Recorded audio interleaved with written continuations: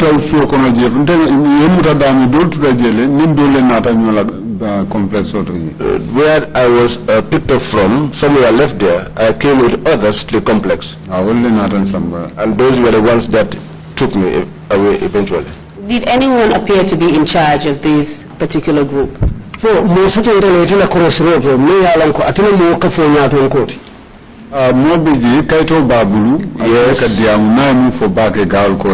Yes, there was someone who had a paper, and whatever he said was what they did. And can you describe this particular person? So mari kaito be member visa for mari kala be nyari mari bon keolon tem soldier fano bala bar ma to long exactly that he was dressed in uniform, but I do not know his name. And at the time at Farafanya Barracks, do you know who was the commander? And when we went to Farafanya Barracks, no, I don't know who the commander was. Do you know whether these soldiers were under the command of the commander at the Farafanya Barracks?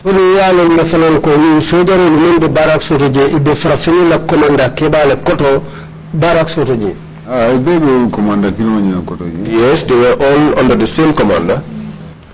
At any point were you taken to a police station? For the work to police station. No, I was not taken to a police station. Were you told if you had committed any particular offense? No,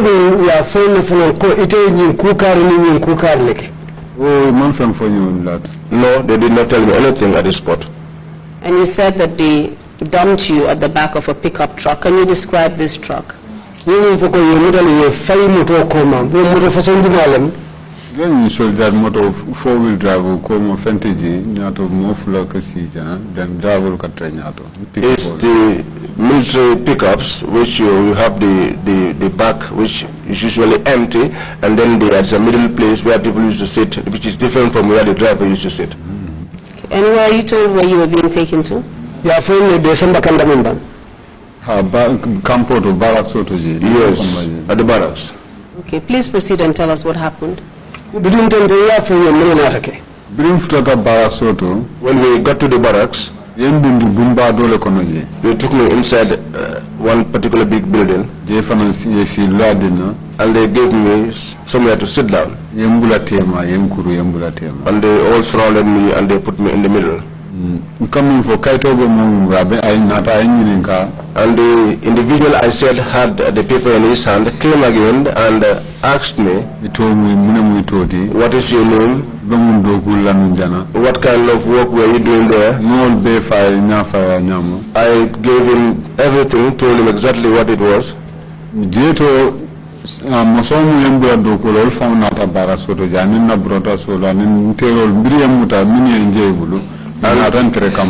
that juncture, the one that the missioner who gave us the work, my brothers and my colleagues, they all came. Even the people who saw them taking me along, all of them came and found me there at the barracks. It was there and then that the missioner said to them, I am the one who gave work to this man at that place.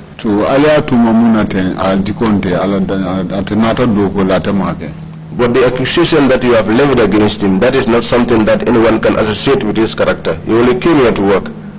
Okay. My brothers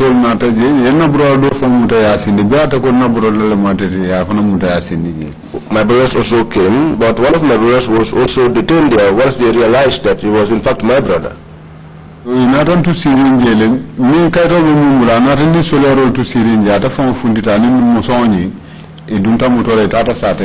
The one that I said had the paper left me there with the soldiers, and I was seated there, and he went out with the missioner who gave me the work, and they boarded the vehicle and went to town. They were there for a long time. And then they returned. They took me out of that room and took me to another. In that room there were computers. There too they asked me, where did you have your schooling, what work do you do? I told them everything exactly as it is. Mr. Njie, did they, sorry for interrupting you, did they actually take a statement from you? Did they write anything down and ask you to sign it? jedu yela kuma kan mutale ya mai safe kaito bala ina kana fo ko priya sign except these questions they asked me there. And before you were brought into this particular room, which had the computers in it, what room were you actually detained in? The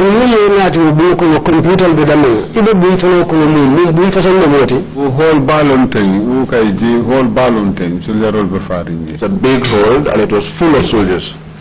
It wasn't a detention cell or anything like that. No. It wasn't a cell. And when you actually went to Farafenye barracks, did you recognize any of the soldiers there? I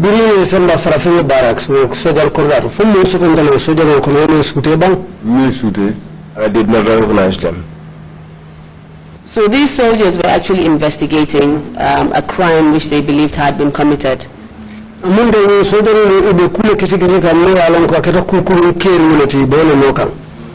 Yes.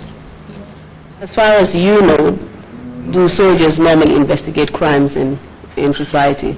No.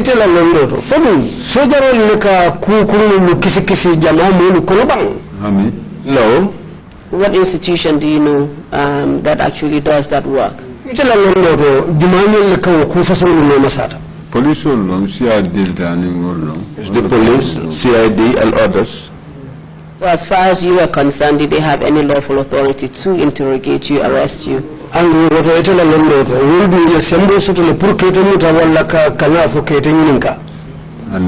No.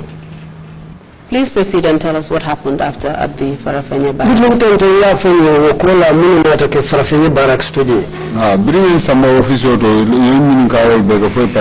When they took me to this office and they asked me all those questions, and after that,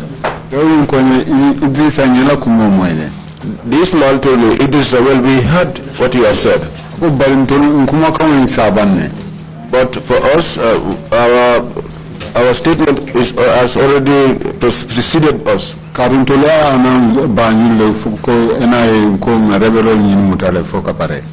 we already announced in Banjul that we have captured the rebels already. So the NIS said that at all cost we must take you there.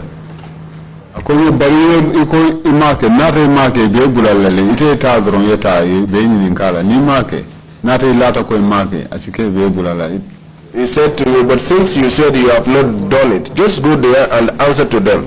And it is possible that you may be released. I said, I have no choice. They put me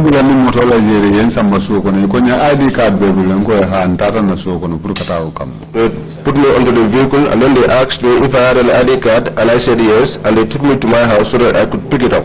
I went there with 3 individuals inside the pickup.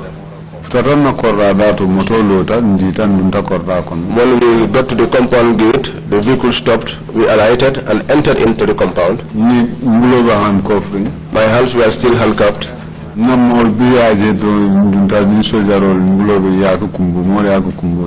my people, once they saw me in that state, in the handcuffs, were going with soldiers, they all started to cry. I went with the soldiers into my room and I got my ID card and I came out with them. I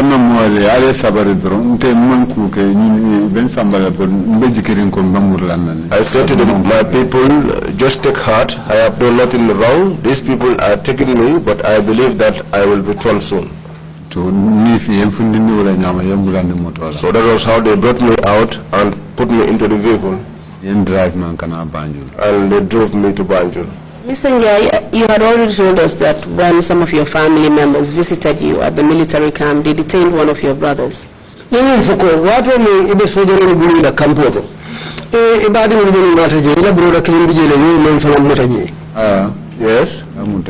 Can you tell us if you know why they did such a thing? No, I don't know.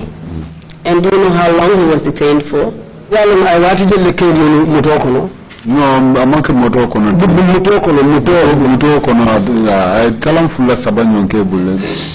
We spent between 2 and 3 hours with them. And he was eventually released. Eventually they released him. Do you know if anything happened to him? No, nothing happened to him there. You were also told that the soldiers had communicated to the NIA that they had arrested the rebel.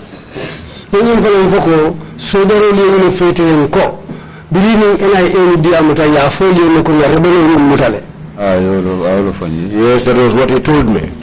Do you know who they were referring to as a rebel? At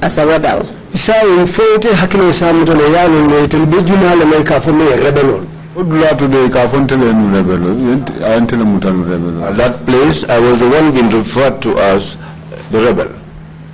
And can you tell us why they were referring to you as a rebel? Because as far as we are concerned, you've told us your profession and you did not tell us you were a rebel. So it will Well,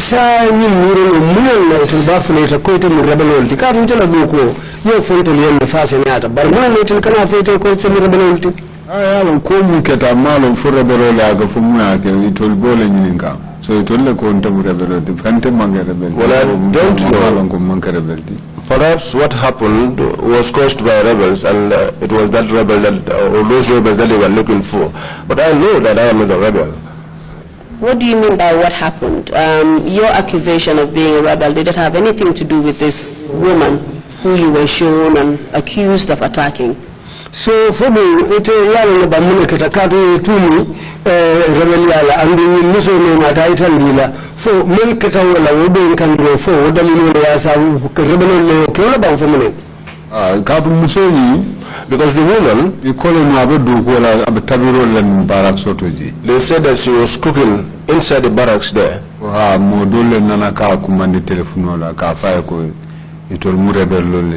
That there were some people who used to call her before on telephone, telling her that they are rebels.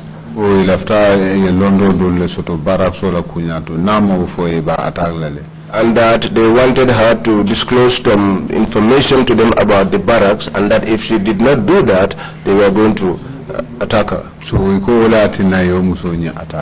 they said that was the reason why that woman was attacked. That was what they told us at that place. Who told you this? The man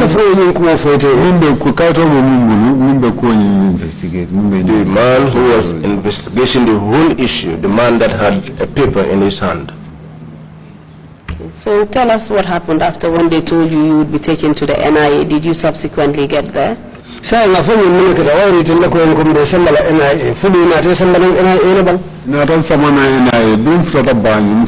around 7 o'clock.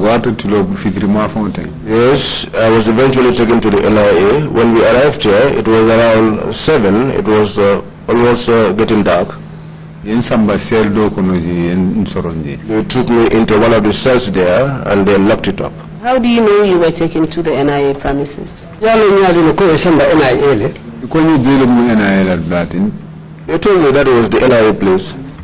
Can you describe the location, if you can remember?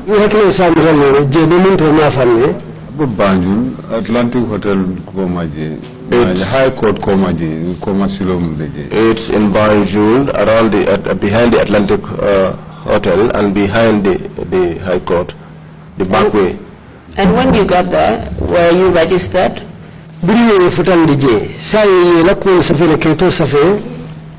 And the road lot will be massive. Fitro Longatre, Mamotreje, Danaga, and the Futadal, Yensamo Lato, Yensoronji. No, we did not even find anyone there. It was around 7 p.m. We just got there and they took me inside and they locked me up. They told me to wait until tomorrow. People will come early for work. So it was the soldiers who had brought you from Farafenni who handed you over to the NIA officers.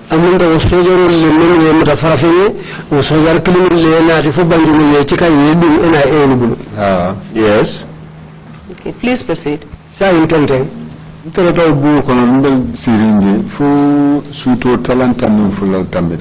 was in that room sitting down until after 12. Three people came, they opened the door to the cell and they called out my name, Edrisa, Njie, and I answered and they told me, come and answer. I followed them. they took me into one other room, a very big one. There is no light bulb in that room. It's very dark. It's the reflection from the bulbs that were outside that usually will filter through. When I got into the room, I could see the figure of someone sitting behind the table. When I got into the room, they told me to stand. When I stood, they told me to undress. I removed my shirt. I thought it was only that, but then they asked me to remove my trousers as well. I also removed my trousers.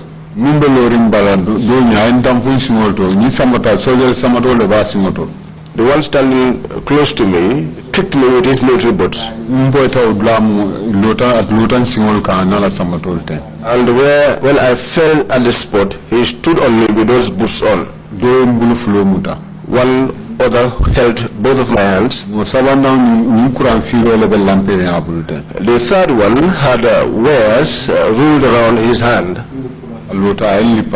He stood and he hit me. They beat me there, they beat me there. They beat me there, I screamed, they beat me.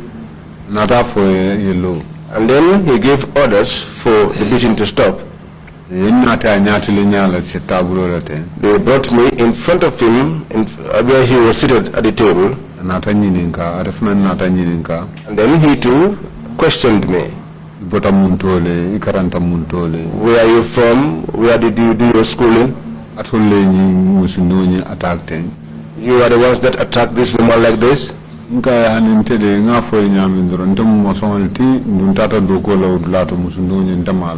I said to him, well, just as I told you, I am a missioner, I just went there to do my work, and this woman, I do not know her. Get him. And then he said to them, get him. They came and held me again. They beat me. They beat me. At that time, there was one of them who was smoking cigarette, and he put off his cigarette butt on my body. I screamed until my voice died out. They beat me until at a point my body was numb to pain. So I could stop. And then he said to them, stop. And then they brought me to him again. And he said to me, Edrisa, speak the truth. At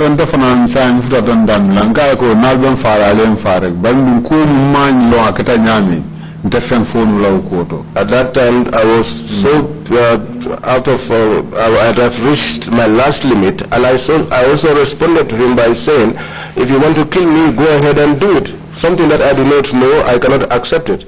Then he said to them, return him back to where you took him from. And then I was returned back to the same cell. Mr. Njie, sorry, I'm trying to get your attention. Can you tell us how long the beating session or sessions took? Because you told us about 2 beating sessions. How long did the first one take, and how long did the second one take? Yeah, for young, lipar akatasinya fulale. Lipar following I wiche menta anu lipar fulanja ila jam for wiche wing. First follow neba. That time no exactly, but community do for military time yoke liparolale. I couldn't time it, but I can say it would be between 5 and 10 minutes. And you said there were 3 people in the room, is that correct?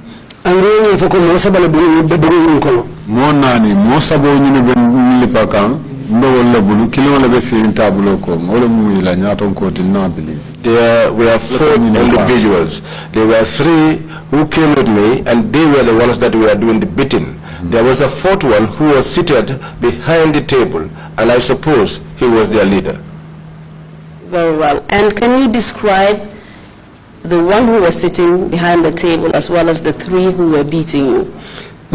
First, ikalamu fono nye members in tabu kona alimu sabu nende lipa kamfe jisute le jibele ye kalamu nende. Most boy me te sute no comme je dibo ko no ma fo nyami ye sumbuya na fo le dunten. The three individuals, as I told you, it was dark, I could not recognize them. And also, because they had these balaclavas which they had on, so I could not recognize them. Their leader, who was seated behind the table, he had a bottle which he was drinking constantly and placing on the table. But I could not recognize them. And this bottle he had that he was drinking from, do you know what it was? He was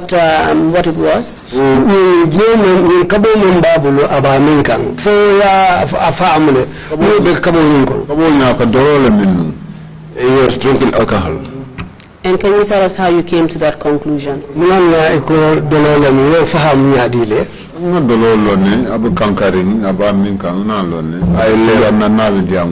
know alcohol. It was frothy. I could smell it. And you also described that one of the people who were beating you had military boots on.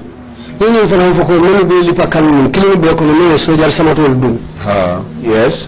And he used these boots to actually step on you. Can you tell us where he stepped on you, on what part of your body? And we have a samata tiwo, soldier samata tiwo. Wale lote simu kanga lote, abule lote balo kanga lote balo mintu mafane kanga. Simu dapato dumate, simu jandro. My souls. He stood on them, stepped on them.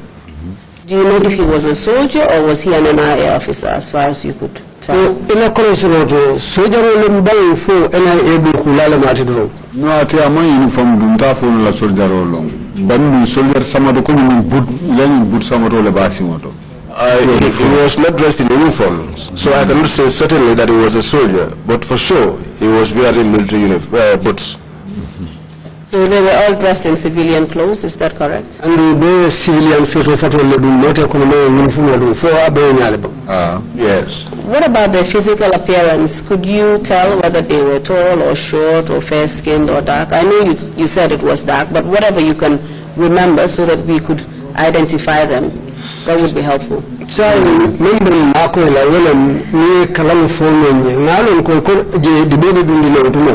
Bari fomo jamfan mo jamol le meeting mo sutulol mo balabalem ite simuno fondo manakibo to kalamoto mo jamol ko min ben le pakangol bele jamfatam fawti watranti. They were tall individuals because those that were beating me were taller than me. Indio na go be sirine o ma ngaji sirine ten. So but the other guy was sitting down. So I just felt like that. What about the sound of their voice, for example? And what language did they speak in? La kumakang la dia munya voice from la ani ibe kanjuna ngel le fokan. Anyway, ntaka moeka English la foje. Anyway, all I heard for me get him was speaking English. As well, he said to them, "Get him." You said they also interrogated you about the woman that was attacked in Farafenye. Yes. Was it the man behind the desk who appeared to be their leader who was the one interrogating you? Yes,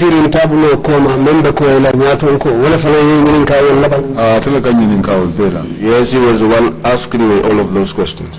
And after the torture session, did you sustain any injuries?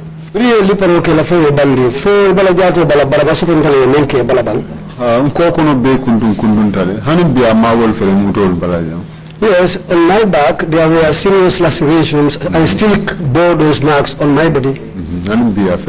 Up to this date, the marks are still on my body. And what were they using to inflict those injuries on you? They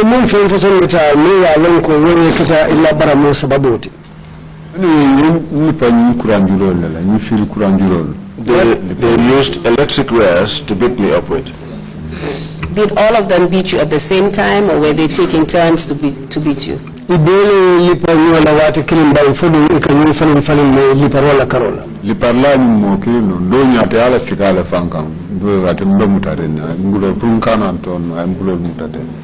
person who was doing the beating was just himself alone. In fact, there was one who put off his cigarette butt on my body. And one was holding my hands. In which part of your body was the cigarette butt put? Yes, on my shoulder. Can you tell us how you felt, Mr. Njie, when all of this was going on? You had initially been tortured by the soldiers in Farafenye, and then you came to the NIA, you were being accused of something you claim you never did.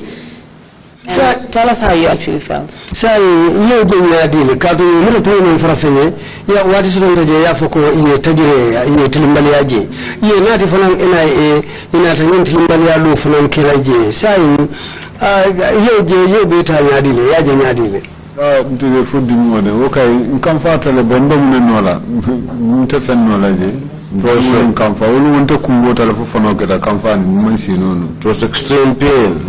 But what could I do? In fact, that night I had to cry for the whole night because of the pain and the anger. Were you actually bleeding? Jama yalumbo ko kono beni yalolo. A lot of it. The whole of my back was with blood. And after these 2 torture sessions, you were taken back to your cell, is that correct? Yes. I was returned back to the cell. Can you describe the cell you were put in? Flat ground non tendron fermentreje ba ne fenko bundato te fermentre ani carton mantreje. It was a flat cell, empty, nothing there. On the door you had iron bars. Not even a curtain was on the floor. So you had to lay down on the bare floor. Amunda yela wo Trrc semele kanje. Yes, I just sat down and I leaned back and I cried the whole night. Were you provided with any toilet facilities? No,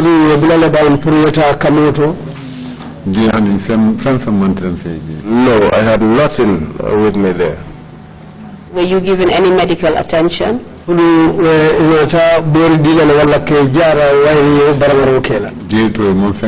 There and then, nothing. What about food or drink? They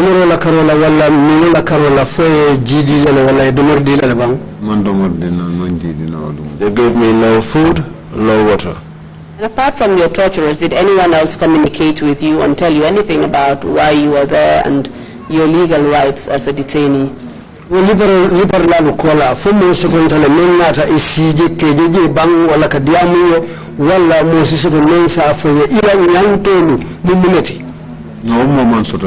Such an individual was not there. No one spoke to me on that. You were not able to communicate with your family either?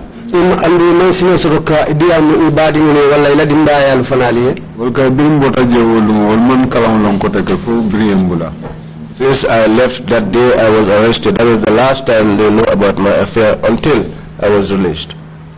So what else happened during the course of that night?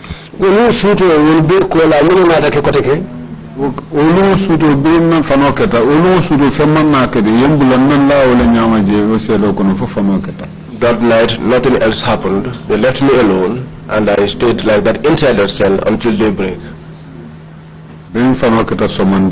When they broke in the morning, they came and picked me up and took me to another office. There also I found another big man seated by a table. He too began to question me. What do you mean by big man? They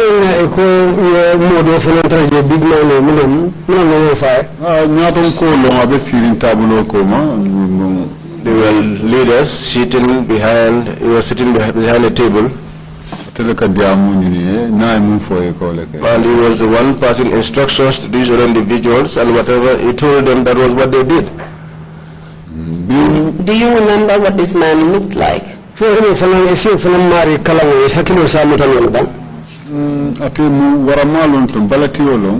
a bulky guy. But was he fair or dark in complexion? Monfin, mo koy munolong, koy monfin da. Nta phone la kumofin. I cannot describe him as being dark in complexion. I would say he's somewhat fair in complexion. Please carry on. Tenten. Nata nyininka, adafuna nata nyininka o question kidon lala. Ikaranta muntole. He too asked me the same question. Mundo gulla ngafo. Where did you go to school? What work do you do? Yemuna lonyi musu nola ko ronka monfen lonje. What do you know about this this case of this woman? And I told him I know nothing about her.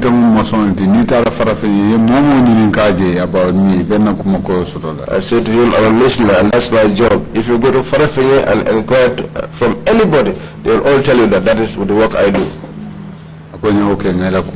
And he said, okay, I have heard you. Take him.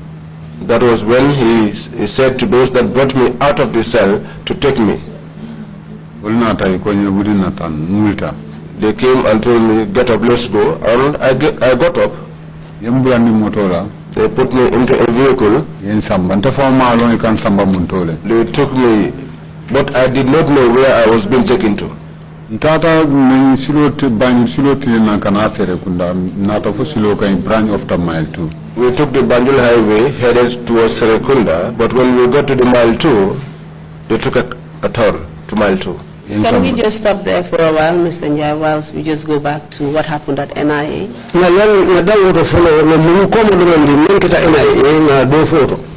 Okay. So you had only spent one night at the NIA? Yes, that was the only one night I spent there.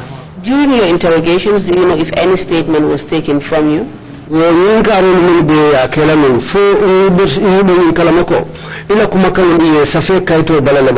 Statement.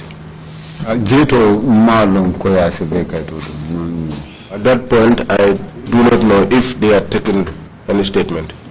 Did you sign any document? No. Did they tell you that they had charged you with any offense? No. Were you taken to court? No. Were you shown any order that said you should be detained? They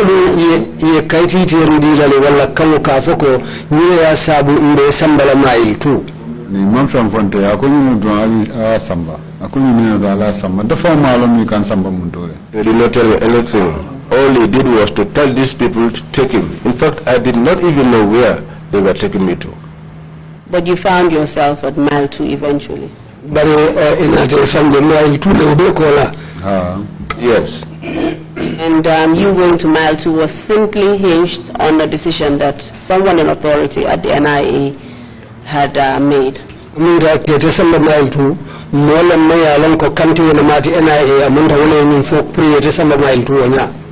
Yes. So you were taken to mile 2. What happened when you got there? Yes, mile 2, when we got to mile 2 at the gate, we alighted. They took me to the reception. They told them, we brought you someone for you to keep for us. And then they wrote down my name and took down everything that I had in my possession. That time I had my wallet with me as well as my mobile phone. And the belt that I had was also taken away. And they register all those possessions into their register. And then I was handed over to those people and then they took me inside. Was there any money in your wallet? Or any valuables? There's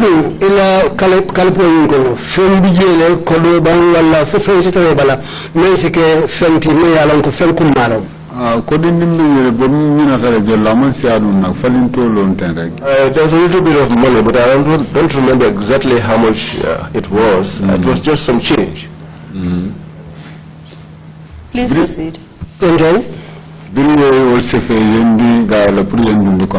After they jotted down all my possessions and handed me over to these guys to take me inside,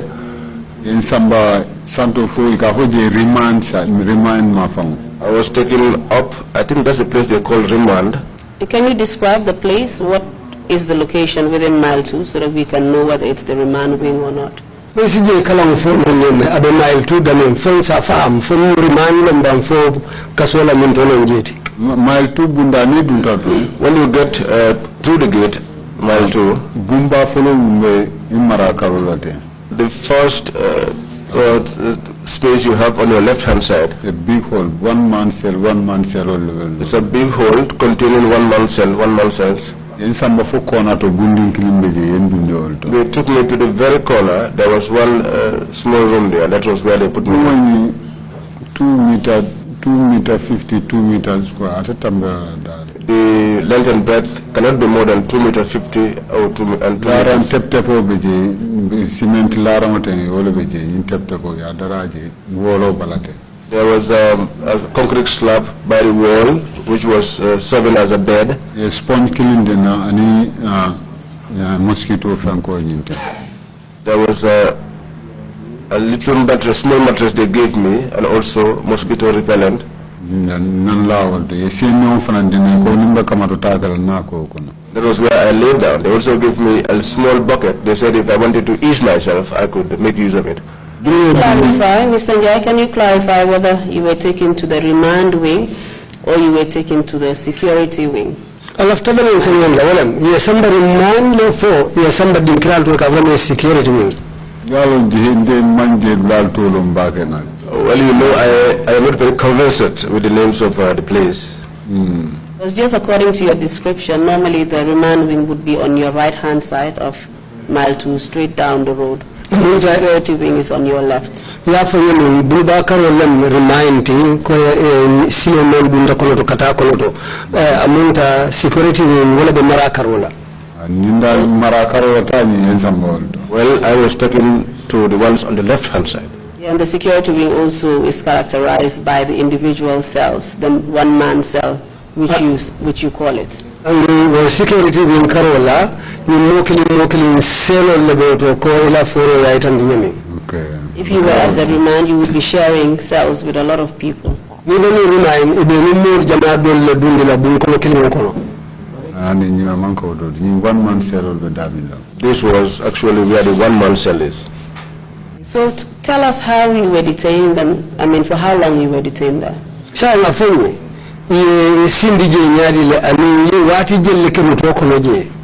Je be no bun kono je famoto ya non je go farafenyen ko ya fu farafenyen ko farafenyen ka dole na de ya fu prisoner ya farafenyen ka dole na ta. When I was taken to one of those cells, they even made an announcement there, a public announcement to the prisoners that one individual from Farafenye has come. To bol na te kanjibe mobe kono aliuba. So the boys came, they came to look at me, and there was one amongst them called Aliuba. Babu Jaha wol. People like Babu Jaha. Aliuba te found baramu ni jambalo bala kumbarunga ta ala medics ni kuman. Ate found le bota ta the medics ni kuman. When Aliuba saw the wound that I was having, he said that he was going to call the medic to come and attend to me. Atata ukumani na una ata ena baramu jibe. He went and called the medic. The medic came and inspected my injuries. Ink ninta kembalo na baramu bala. And put some inks on my injuries. And gave me some tablets. I'm not sure if they were paracetamol or not. And told me to drink them. So this was the first medical attention you got for your injuries?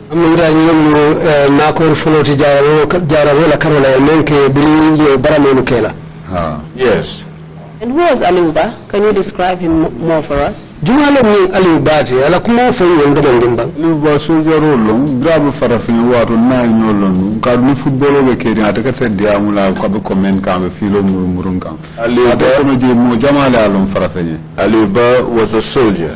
While we were he was in Farafenye, we got acquainted. In fact, if there were football matches, he used to do commentating, and he would go around the football pitch commentating. In fact, many people in the community knew him. Do you know why he was in mile 2? Well, he was accused of taking part in a coup attempt. Do you know which particular coup he was accused of taking part in? fo hakino sa mutangole yetel tumi kudeta jumala kilinga ma ni hakilo bara jamma fon tadra ba hakilo botala le dal but gunjur jana ma fon boda gunje ma fon londa. I can't recall exactly, but it was around Gunjur and the border areas. That's what he was accused of. Sorry, I didn't get that. Well, that's what he was accused of, being a member of a failed coup plot. Carton. Which were the guys arrested around Carton. Do you know which year they were arrested? Honey. No. And where is Aliuba now, as far as you know?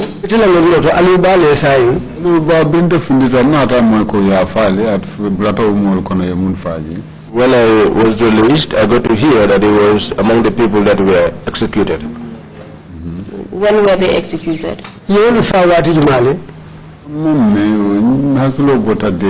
Exactly. It's not long, but I don't recall the date exactly. But you recall that they claimed he was executed. Yes. So tell us about the general conditions of detention briefly at Mile 2. What did you experience? Mile 2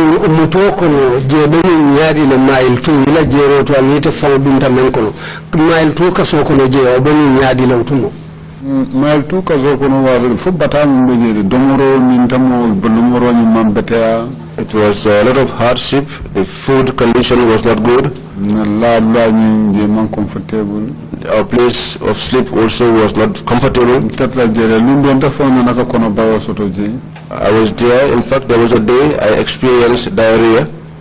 Then Nathan Sambay la meri the other part for the sentence will cut down. They took me to the other side where the people who usually are sentenced, where they are kept. Then somebody that is where the medic is. When I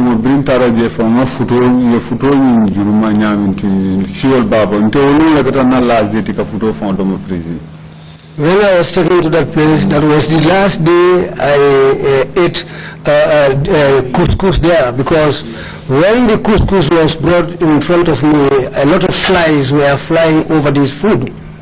So Jeto near futo tabe lumu na nini patpato nteka mburo le nini nkanyi minus sport kensa wale dada nkambuso dada balanke design nke wafi numo kodu numo soto nkola mabu nkamburu kunto samala wati ni mwati. So at that time, when they cooked this couscous and porridge, rice porridge, that's the type of food we were served. Then we used to take these small tins of mayonnaise, make it and try to sell them to people. If I get any money from that, that's what I used to buy bread to eat instead of the food they provide us in the prison there. Farafenyin kol mun fana be yani mo betol mun be kan so nguro la tam tol ka visit soto mol kana do mo tol dila mol kana do mo rol dila so fana kan so ngur kun la tane mi fam do mo rol wato do the people from Farafenye as well as some good people inside the prisons, when they have visitors and they bring bread for them, when they eat and they have remnants, they also serve us those. I was in that situation and I was taking it easy. Sometimes the senior prison guards used to come around there. Several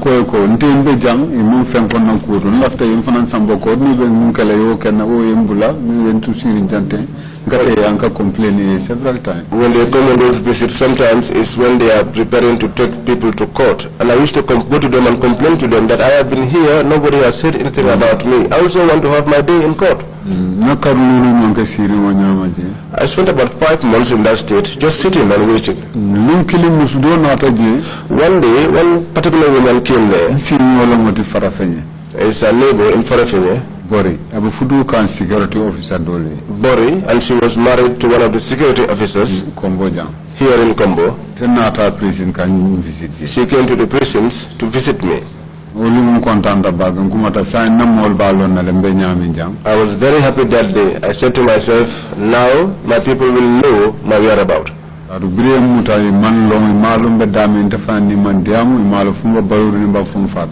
since I was arrested, they did not know where I was. I did not also know their conditions. They did not know whether I am alive or even dead.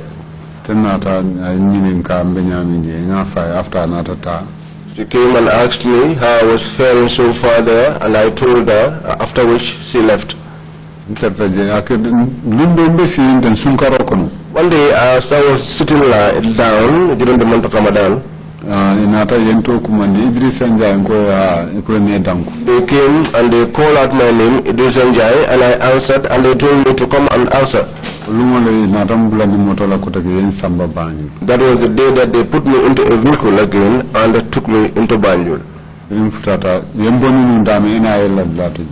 When we arrived, where I was taken out of first when I got into the NIA. Mr. Njie, so that was after 5 months of detention, is that correct? Yes. And during that time, you never appeared before a court?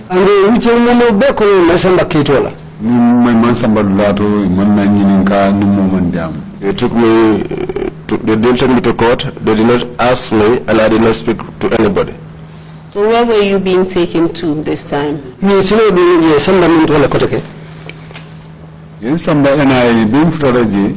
me to the NIA, and when we got there, they took me into another big room. One was seated by the computer board. One other woman was seated. There were other men sitting on chairs also. They asked me, Mr. Njie, do you recognize this woman? I said to them, no, I don't recognize her. I do not know her. And then they also asked the woman,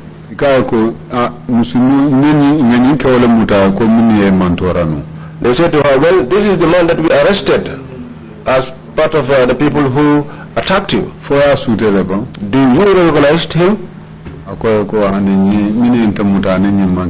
She said to them, no, the people that attacked me and this man are not the same.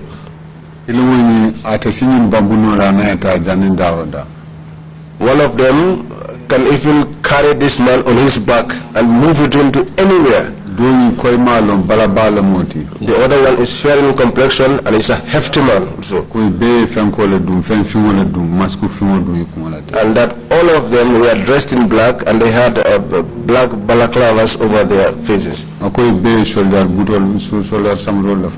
She said to them, and all of them wore military boots also.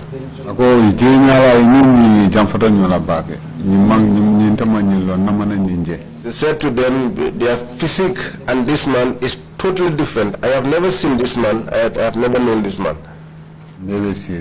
All of us were seated. And then they said to me, Njie, have you heard that statement? I said, yes, I heard her.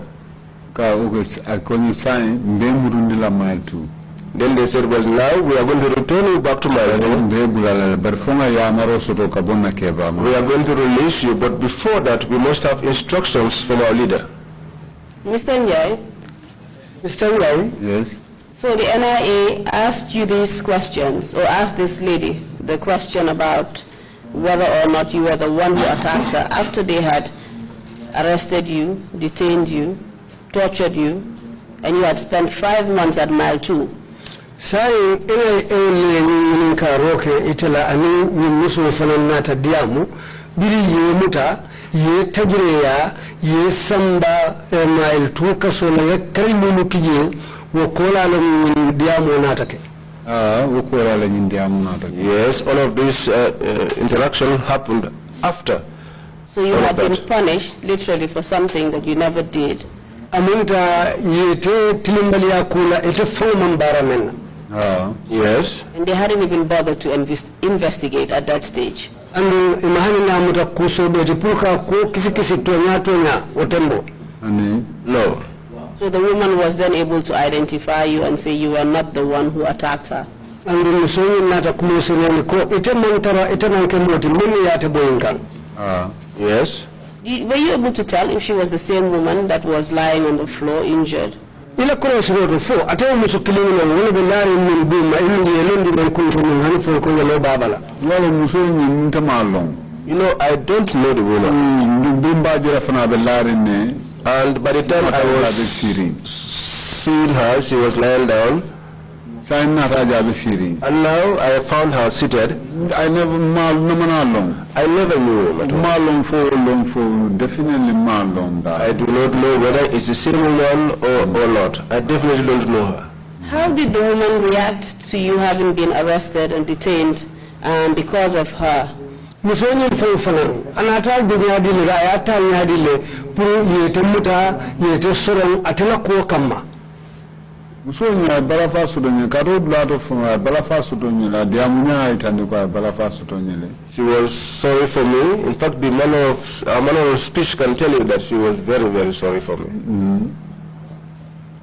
So despite the fact that you had been proven to be innocent of these crimes, another order was made by the NIA for you to go back to Maltu.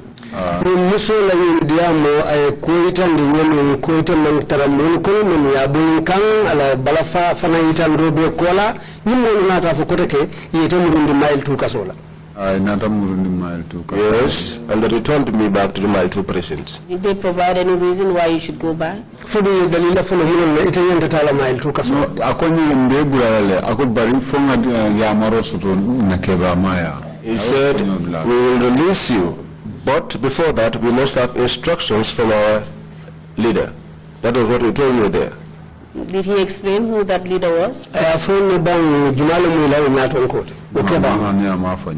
he did not tell me. And on this occasion, were you able to recognize any of the people who were sitting with this woman whilst you were being interrogated? Yes, no,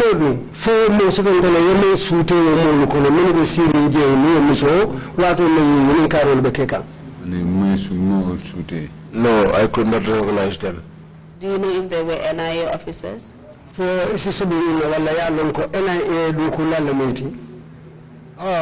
doku because ila dlalong akete ila dlalong itole mutanu yenati njele udla kilongolong ila dlalong. Yes, because it's their place. When they arrested me, that was where they brought me, and it's the place of the NIA. Very well, so you were ordered to go back to Mile 2. Between Akatawala and Atafu and the Kotaka Mile 2. I natamur sunkaro lo hatam be sunni brin sunkaro botal en selta Mile 2 jele ukaro. Yes, it was during the month of Ramadan. In fact, I was fasting.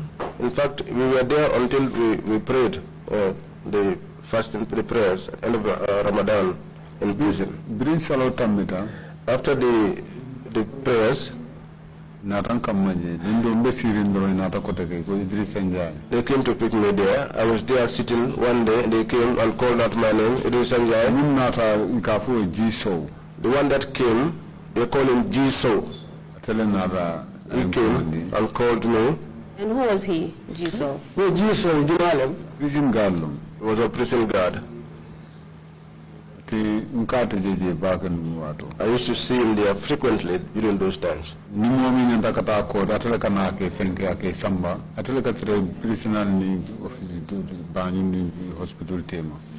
the one who was usually escorted people when they were going to court or even going to the hospital. He was the intermediary.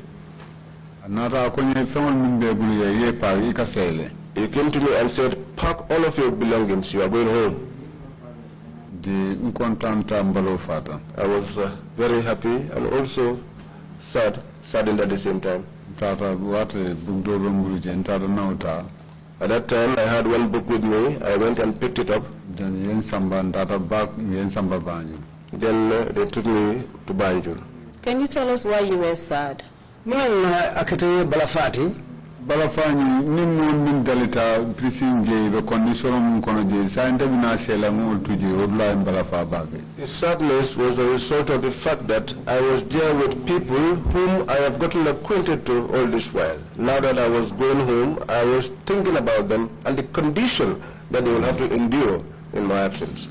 That was what saddened me a lot. Then in Samba Banjul. Then they took me to Banjul. When I got to Banjul, they took me to an office.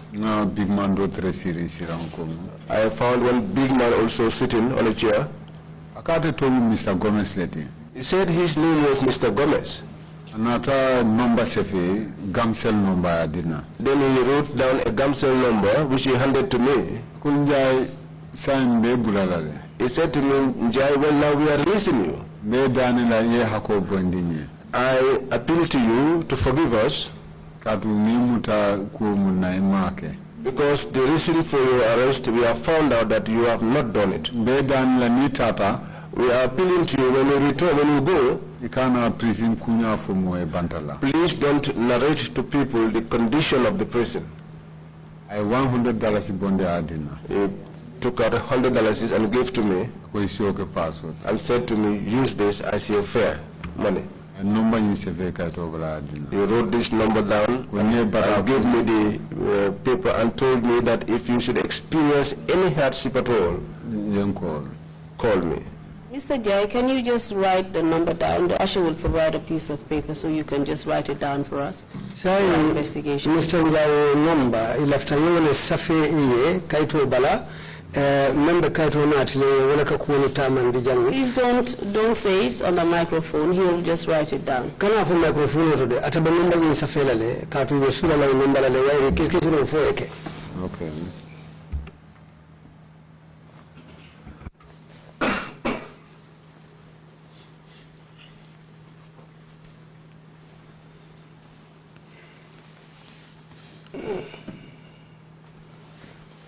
So you said Mr. Gomez was a big man, meaning that he was a person in authority at the NIA. Because Mr. Gomez was a big man already, all of them can't NIA la bundala utumu. Yes. Can you describe him to us? Amari kala mfanya bang. Balatio lonte. He's a hefty man. Manke ke jampati. Not very tall. Kanyang malente. Sizable, just like that. And his eyes are a little bit bulgy. His what, sorry? His eyes are big.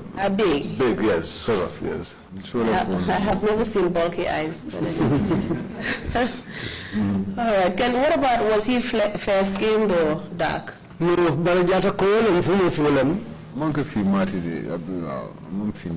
it's not dark. Did you happen to remember or know his first name at all? We have to say a tola lebang a to follow very men a control yolefo. I told him but Mr. Gomez I don't know his name, but the Gomez is in my mind. What was the sound of his voice? He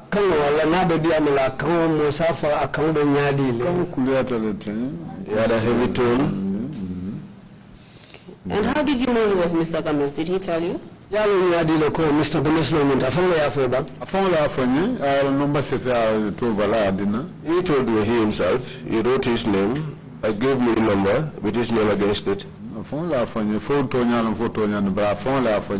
told me, now whether that is the truth or not, something else. Yeah. And do you know why he was telling you not to reveal what had happened at the NIA, to reveal the truth? Why did he ask you to keep it hidden?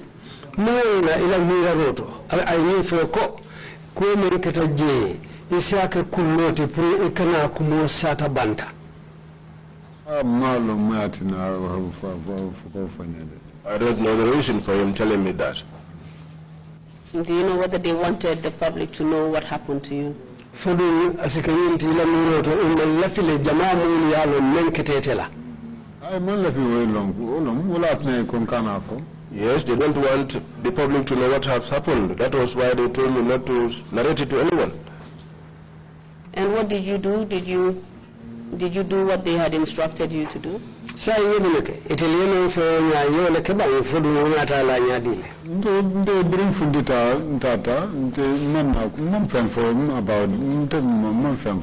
When I was released and I went out, I never said anything.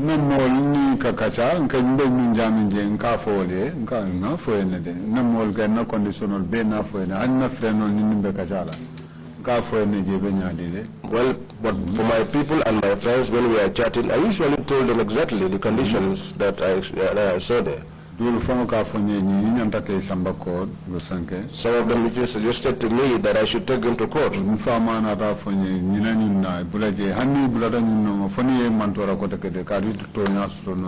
But my father told me, leave them alone, because if you should follow these people, nothing will come out of it. And the only thing you may likely get from them would be another set of complications. Since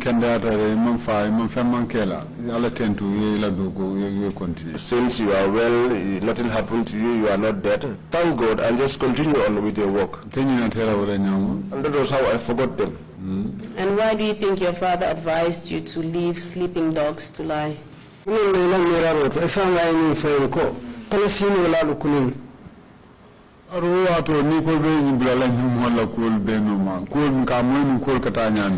At that time,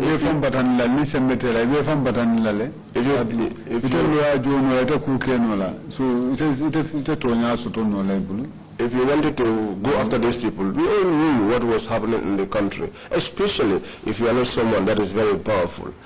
You couldn't pay a lawyer and all of that, so you were just going to waste your time eventually. So you felt that you were being taken advantage of because you were a man of little means? That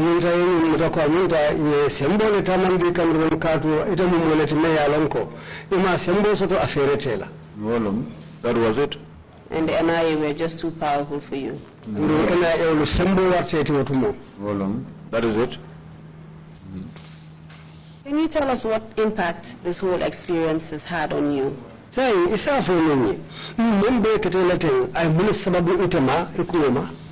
be an innocent man, accused of something that you did not do, punished, detained, tortured.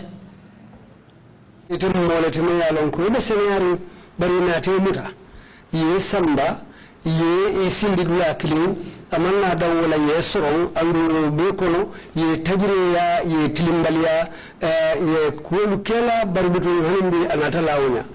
And to top it all off, you were not even able to complain this to anyone. You couldn't tell anyone. You just had to keep quiet. Andu bekola inata akedoti fo la fo do ko ya fo itero ni badi me bari bekola ya kedoti yedi akwokan. I have no choice.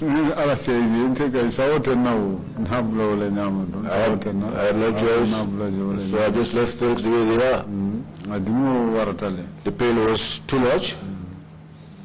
And how did you manage with that pain? I mean, how did that impact your day-to-day life?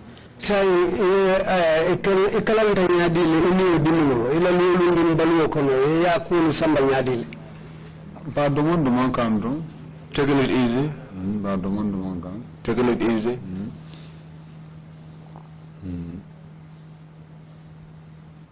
Did you feel that justice was done to you? There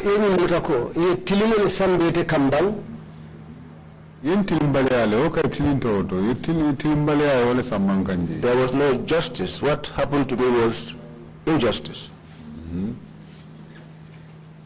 In terms of your health, can you tell us how you're feeling now? Did it have any adverse effects on your well-being?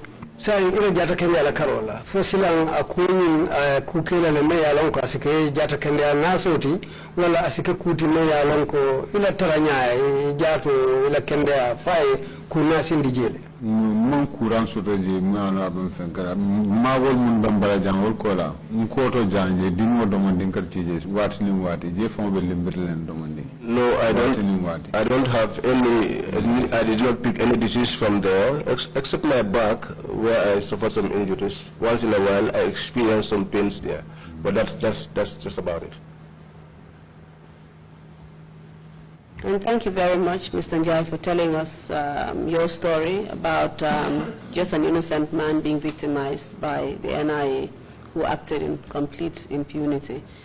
Thank you very much. Mr. Njie, ita mumuleti meya lonko aman kuke mosanu la muti bayina taimuta itajiri ya bakela bitu bata yole kawunya bari hanindi imimbara isonta inata yela kumusata konso nyati lula mbeje ila wuka.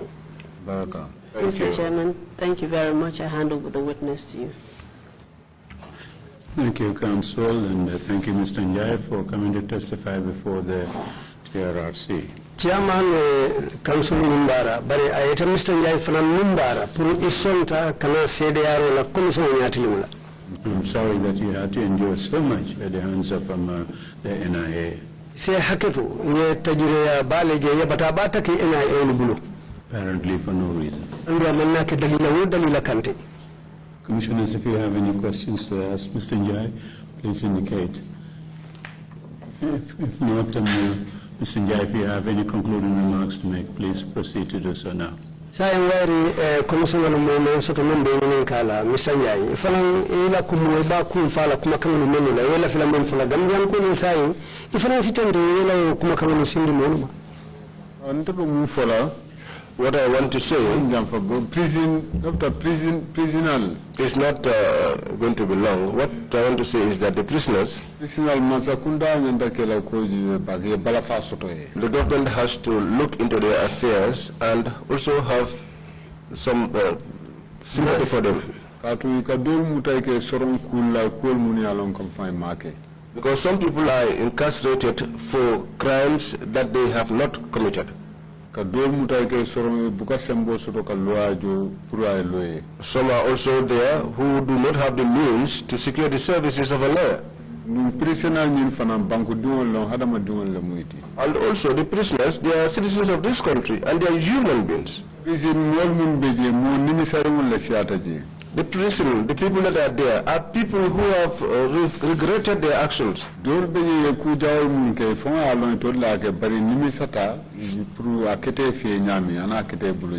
people are there, they have committed heinous crimes and they know that they committed those crimes. But after all of that, they have come to a point of regret about what has happened. There are good people there. Gambians are there. It's human beings who are there. They should assist them so that they are able to get good food. And teach them skills, for instance, carpentry and other handiworks. If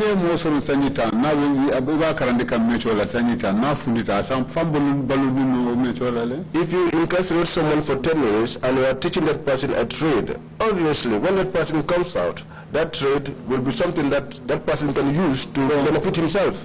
If they can like gardening and other things, then if they can also create other opportunities for them to do work, for instance, gardening. So that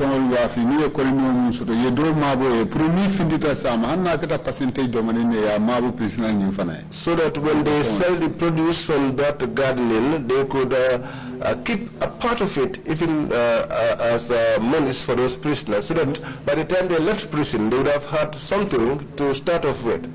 I would want the government to look into that area. Also to create places of prayer. Because there we used to pray outside in the open. There was no designated place for prayer.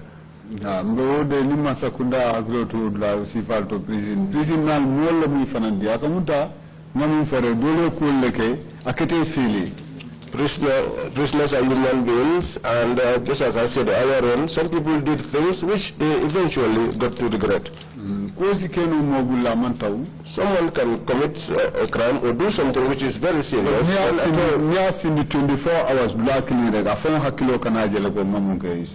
And they would realize, if you should sit them down at a particular place, for instance, 24 hours, they will come to realize that in fact what they did was not actually something good to do. So they should have sympathy for these people, they should have mercy for these people. That would please me so much if the government could look into that issue. Thank you so much. Thank you very much indeed, Mr. Njie. And again, we are most appreciative of your decision to come and testify before the Commission. Mr. Njie,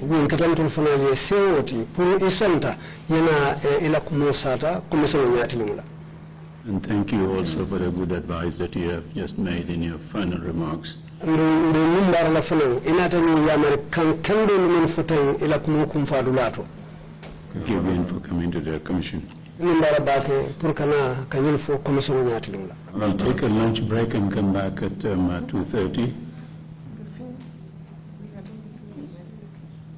Council, are we ready with an afternoon witness or what? I would have to consult with lead counsel on that and come back to you. Thank you. We are going to resume at 2:30.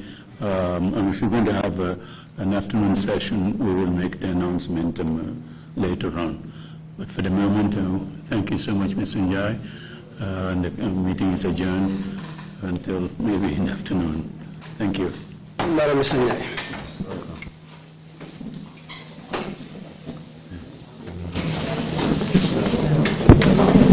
And Switzerland, you stand a chance of winning a bag of rice. Only 100 bags available, so hurry now and be part of the 100 lucky winners in this special unbeatable bonanza from now until the end of October with Supersonics Money Transfer. Enjoy our safe, fast, reliable and convenient money transfer service with the largest payout network in the Gambia with charges starting from $0. Yes! Visit the Google Play Store or the Apple Store today to download the Supersonics Money Transfer app and enjoy excellent money transfer services only with Supersonics. The unbeatable bonanza with Supersonics.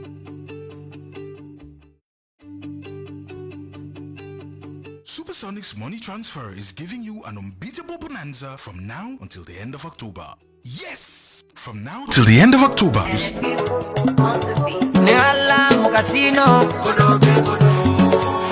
Gamsobis InfoQuiz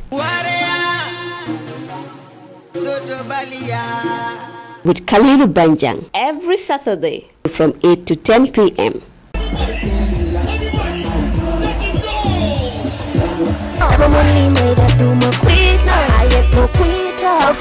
You want to know about the Gambia entertainment industry. You want to know the existing policies and programs of the arts and culture sector. You want to know about the governance and management of the arts associations. The program will throw a fresh light on the entertainment industry in focus. We will touch so many angles about the cultural sector, the opportunities and challenges, and interrogate them, and most importantly, offer solutions.